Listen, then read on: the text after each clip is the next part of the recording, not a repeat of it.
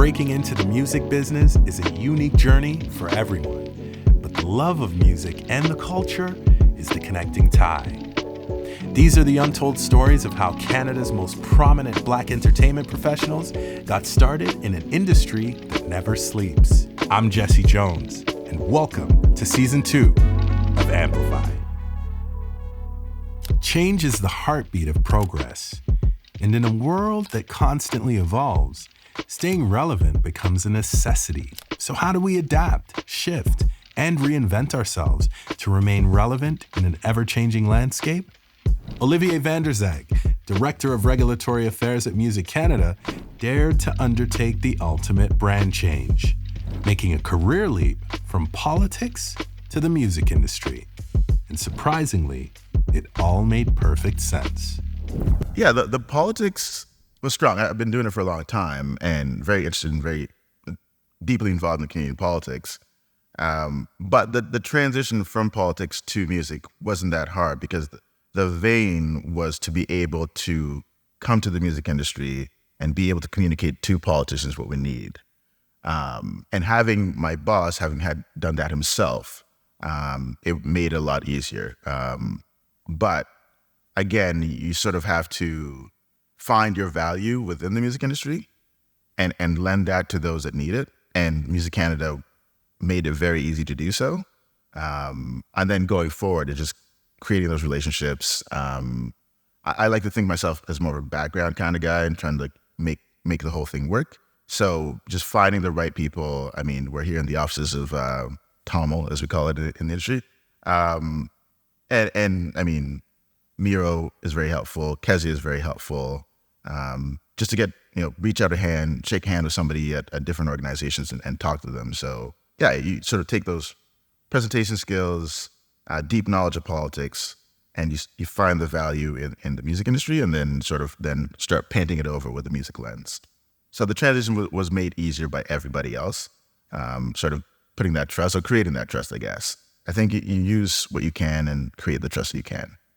Moving from the vibrant world of hip-hop to the rich tapestry of country music seemed like an enormous leap for MJ, the host of Pure Country Radio. But soon she realized that her unique perspective and voice were not only valued, but desperately needed.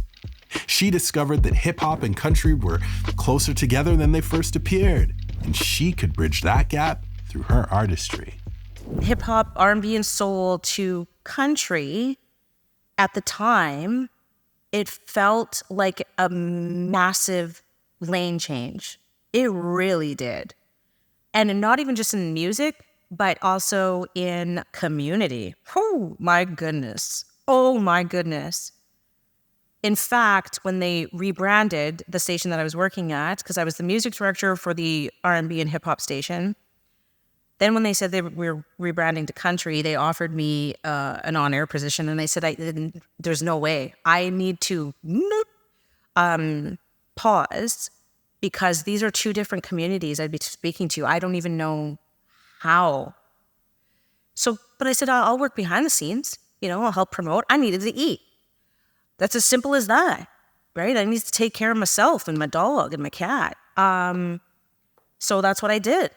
I moved behind the scenes. I promoted the station, the new country station, and, through people calling me a sellout, how could you stay? And again, I got to take care of my own. So in doing that, it led to, again, asking the question, there's a reason I'm here, right? How do I make the best of this? So the music director who, was responsible for the country station, he passed away, and we were close, but he passed away. And, MJ, you have the experience. Could you do this? It's music, sure. Again, the assumption being that I know nothing but country. But what's fascinating is that what people don't realize is around that time, and I'm talking about 2015, 2016, I remember having a conversation with someone about the charts. Now, years prior, a few years before that, hip hop and R&B, they weren't really dominating the 100, right? It was really pop, and even before that, we're talking about EDM and things like that. But 2015, 2016-ish, now hip hop's starting to get into that top 20, top 10. And then I remember sitting with a couple of country, the morning show hosts at the station, and I played them Cardi B, who was number one at the time. And I remember explaining to them, this is where country's going. And they looked at me like I was nuts. And I said, listen to the undertones, the beat of this song, and there's a reason why it's number one on the Hot 100, because people are consuming it. What is country going to do to stay alive? Hip-hop's dominating. R&B's dominating. You have Drake everywhere. You have Weeknd everywhere. What is country going to do? Naturally, it makes sense that the people who grew up, my demographic and younger, grew up listening to 50 years of hip-hop. What are they going to do? It's no surprise to me at all that a song like Last Night, Morgan Wallen's, is number one, because it doesn't sound like anything else. It sounds like Cardi B. So for me, it wasn't actually a big lane change. It was the right time. For Vivian Barclay, managing director of Warner Chappell, staying relevant comes from being an information junkie, bridging the generational divide, and fostering meaningful connections with the vibrant spirit of youth. Talk to the kids. I mean, I don't have children, so unfortunately I don't have my own built-in, taste tester crew in my own house because I don't have kids, but I have a lot of nephews. I have god kids. My friends have kids. I'm more likely to talk to a 12 and 13-year-old about what is going on, because kids don't lie, first of all. They're very straight with you. They don't lie. They'll tell you the real. And, I just also delve in myself, and I'm just open to it. There's so many people who are like, oh my God, social media is rotting our brains. Yeah, of course it's rotting your brain. If you only consume trash on social media, it's going to rot your brain. But I've never learned so much as I have on TikTok. I find myself right now more likely to use TikTok as my Google than I am Google. Like, the reality of the situation is, if I want to find out how to do something, whether it's make a recipe or anything, I will go to TikTok and just put it in. I use it as my search engine. And yes, of course, there are a bunch of lunatics on, Beyonce's internet. There are a lot of crazy people out there. But you also need to know that they're there. The people who don't actually expose themselves to opposing views are fascinating to me. And then they walk around in a bubble, and then they were like, how did Trump win the election? But if you don't actually pay attention, like, people are like, I just can't listen to the news. It's so negative. Yeah, I get it. It's negative. But then you're also going to be the person that the tsunami is going to be on your doorstep. And you'll be like, well, what happened? And it's like, what? Like, I'm fascinated by those people. So I'm not one of those people. I'm a news junkie. For the good or bad of that, it's probably rotting my brain, I'm sure. But I'm a news junkie, and I'm not a news junkie. I'm an information junkie. By curating a circle of like-minded people, Grammy-nominated producer and songwriter Quest found a powerful source of motivation, inspiration, and collaboration that fueled his ascent. Just really surrounding myself with like-minded people, and like I had mentioned before, just remaining a student. Remaining a student of music, remaining a student of the world, and just understanding how people think, what people thrive on, what makes people excited, what makes people upset. Like, just understanding these different nuances and how it relates to the space that I live in this world of music. Surrounding yourself with people in the know is also a guiding philosophy for Carey Riley, marketing director at Sony Music Canada. In seeking out those who possess expertise, wisdom, and a thirst for knowledge, she discovered a powerful catalyst for her own development. I think that, again, going back to not tap myself on the shoulder or pat myself on the back, but I surround myself with individuals that are really dialed in, right? And so in developing a team, just ensuring that, they're tapped into resources and contacts and have an understanding of how the industry is evolving and changing has definitely been a benefit to me. We learn from each other. I don't ever want there to be an environment that I lead where people don't feel that they have a contributing voice. So I learned from them, they learned from me. And because of that, being able to have and foster those type of relationships afford us dialogues with partners that, give us the inside scoop on like what's next, what's coming, what additional opportunities that will there be to promote an artist on a platform or off platform. Also looking at what our competitors do and seeing, taking learnings from that and witnessing whether or not there was a huge budget behind something or not. And then really taking into account, like, when we're evaluating what we've done, taking a moment to look back and say, did it really move the needle? Was, the monies that we contributed or the time and resource that we contributed, by way of resource being our people, move the needle? Or would it have done what it did regardless of us?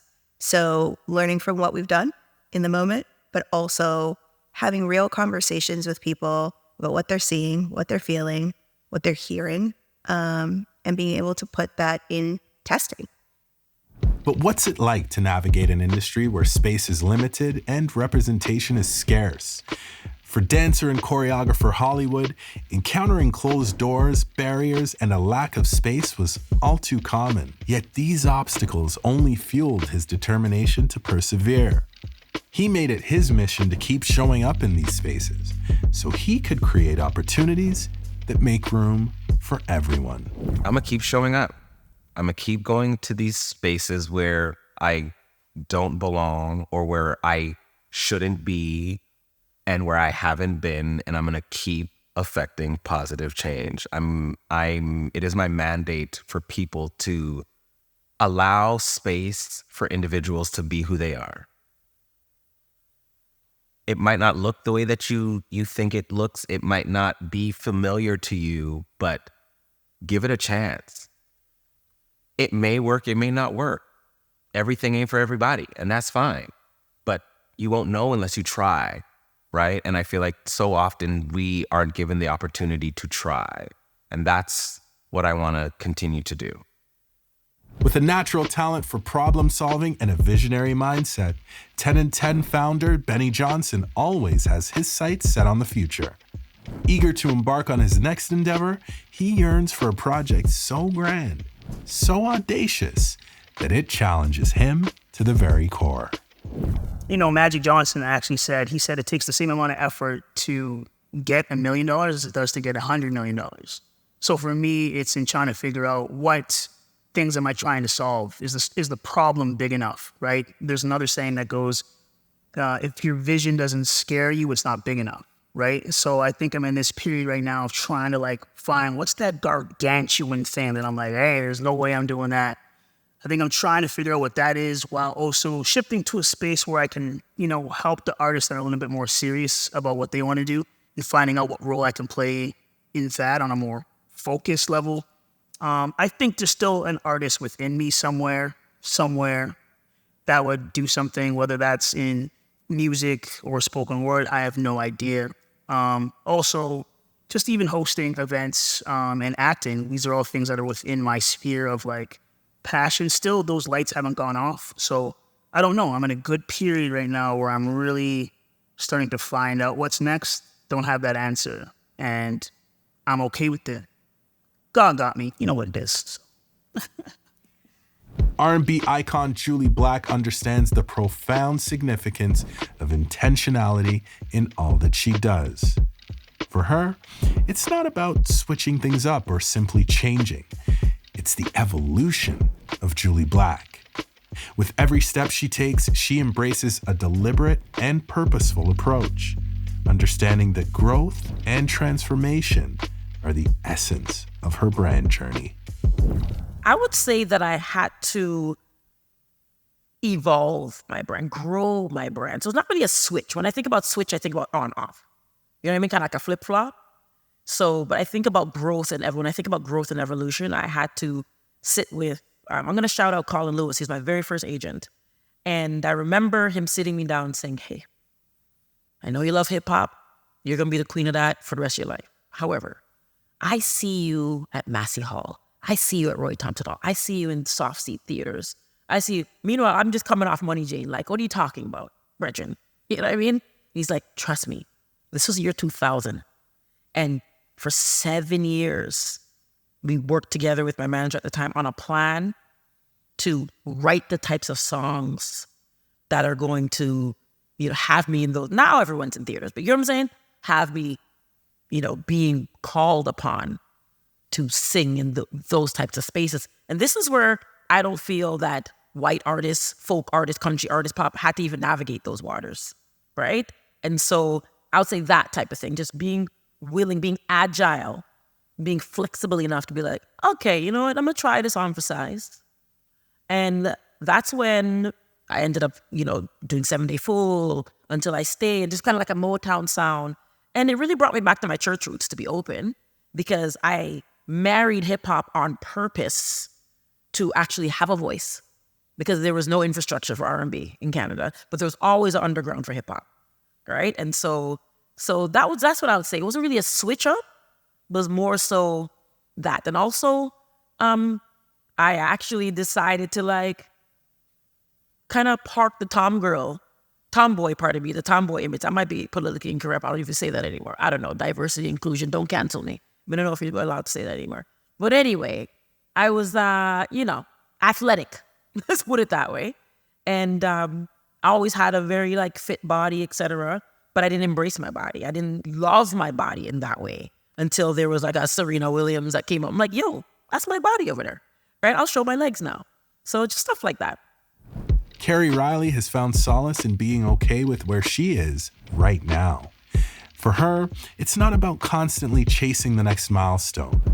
It's more about recognizing that her current position is exactly where she needs to be. Embracing the role of fostering the next generation, she finds purpose in nurturing and guiding those who will follow in her footsteps. That might change in a year, that might change in 2 years. I like where I am right now because, again, I'm being able to foster new people in this industry, this mad industry of entertainment and music, and being able to learn, continuous learning. As for MJ, the host of Pure Country Radio, she finds power in tapping into her intuition. This inner guidance system, a source of wisdom and clarity, has become her compass as she navigates her path forward. She's made a conscious decision to prioritize and focus on it as she progresses on her journey. It comes back to listening and paying attention and intuition, right? Our intuition is the only guide we have. That is it.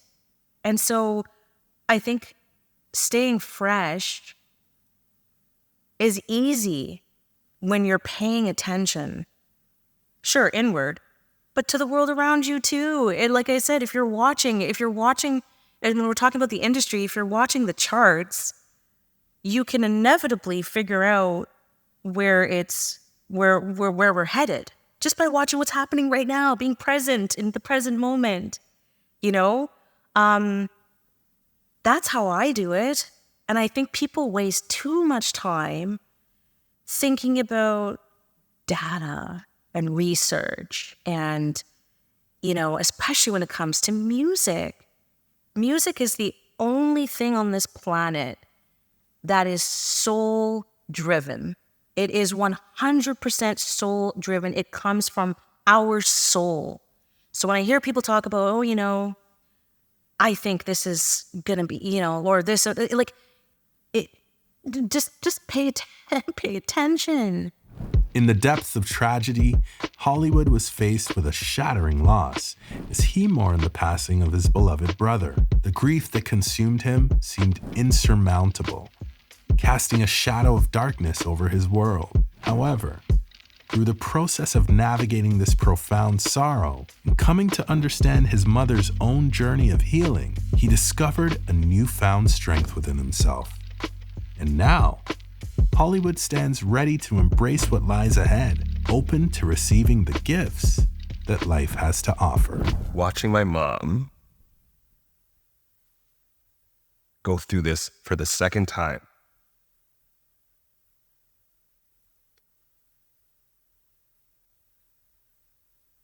and trying to be, I'm the eldest, so trying to be there for her and not processing my own grief in my own, it was a lot. And finally hearing it from her perspective. And one of the things that she said that was so powerful, she said, if your spouse dies, you're a widow.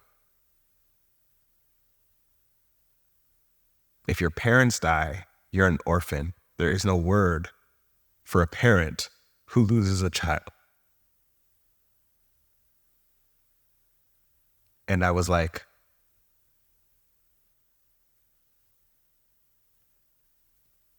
very challenging, but so necessary.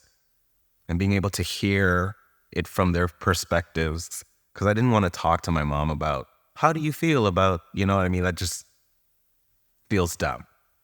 Not dumb, but like insensitive almost in a way, which really isn't when I think about it, but like, how do you approach that conversation? You know what I mean?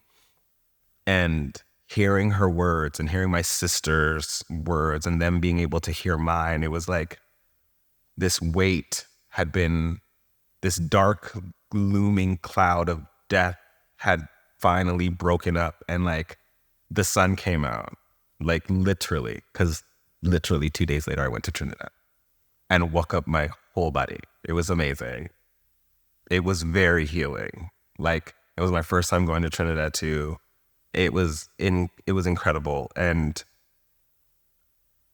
I'm 39. I turned 40 in January.